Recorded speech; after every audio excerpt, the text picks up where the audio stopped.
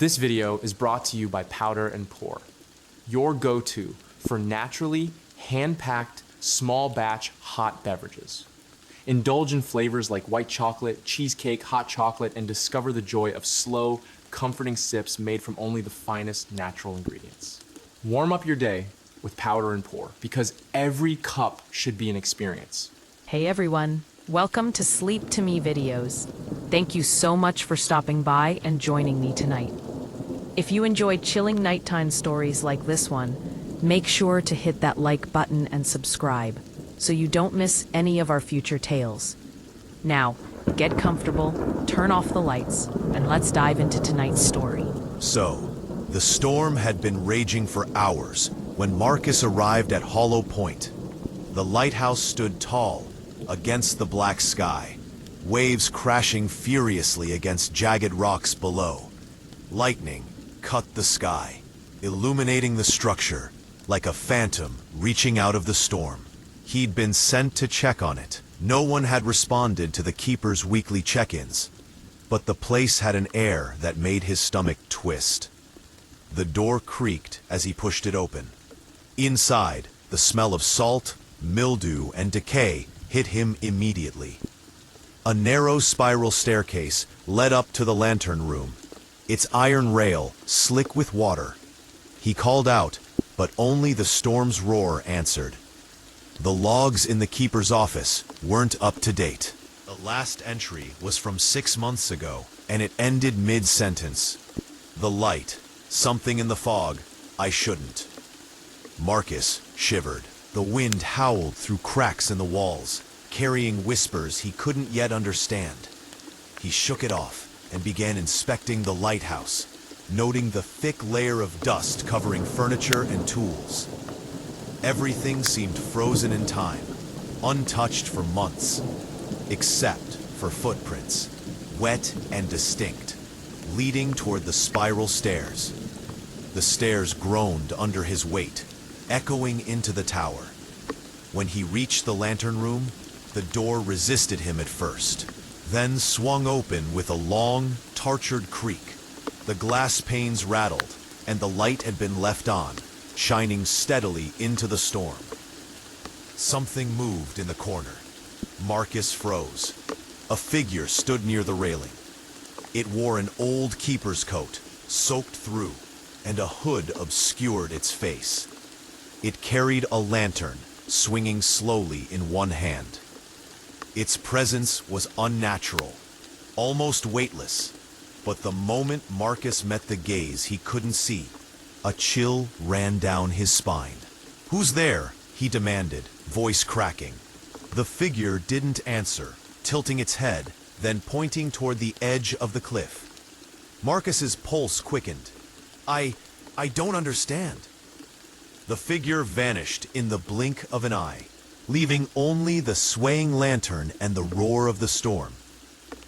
He wanted to leave, to get as far away from this place as possible, but instinct, or some unseen force, pushed him onward. Down the spiral stairs he went, following the footprints, through the office, and out into the storm. The footprints continued across the slick rocks toward the cliff's edge. There, he found a body, half buried in debris, face pale, eyes wide with terror. The previous keeper. His hand was outstretched toward the lighthouse, as if frozen in warning. Etched into the stone beneath him were words that seemed to burn into Marcus's mind. "The fog takes what it wants. Keep the light burning, or it comes for you." The storm intensified. From the mist, shapes began rising, tall, faceless silhouettes, moving with unnatural speed, circling the cliff. They hissed, a sound like metal dragged across stone, and Marcus froze. The shapes advanced, reaching for him with elongated limbs that ended in claws, dripping with seawater. Desperation drove him back inside. He climbed to the lantern room, heart hammering, and cranked the mechanisms. The lighthouse beacon roared to life, cutting through the fog. The shadows recoiled, retreating into the mist.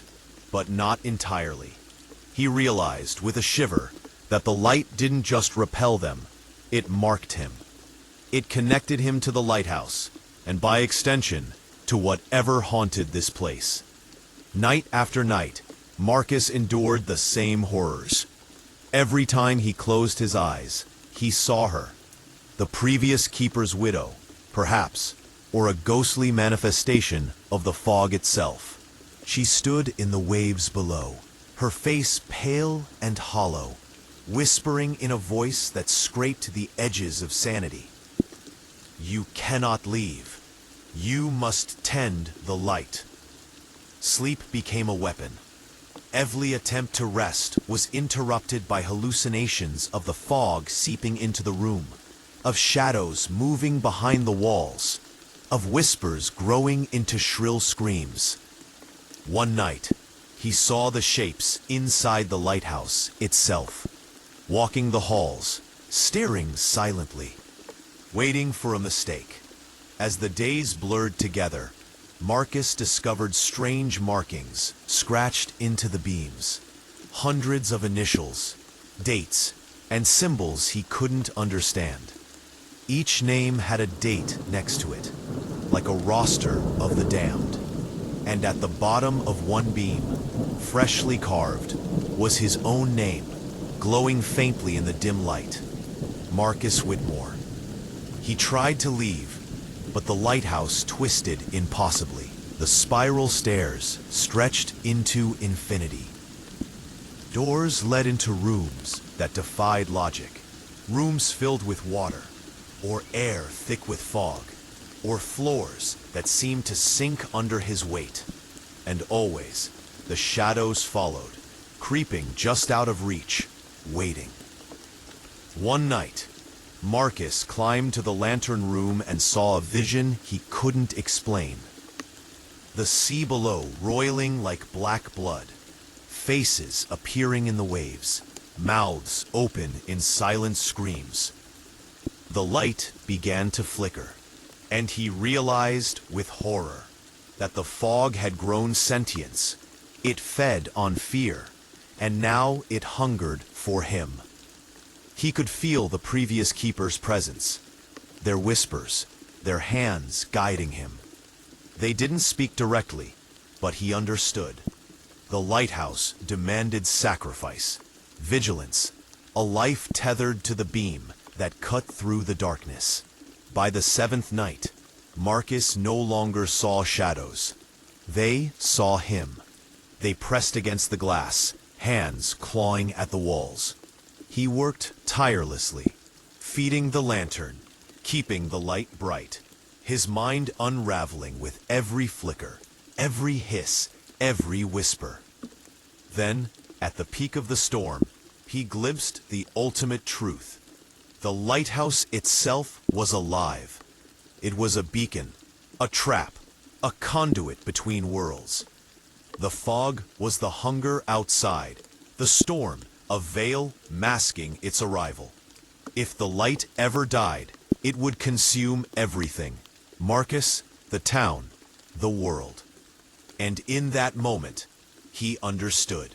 He was no longer just a keeper. He had become part of the lighthouse, bound to the beam, tied to the fog. His reflection in the lantern glass no longer resembled a man.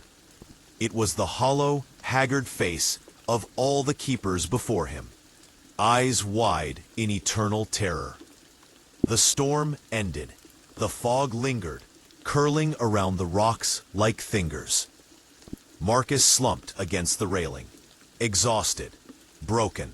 He had kept the light burning. For now, the shadows had retreated. But from the corner of his vision, a new figure emerged in the fog. Smaller, humanoid, but not human.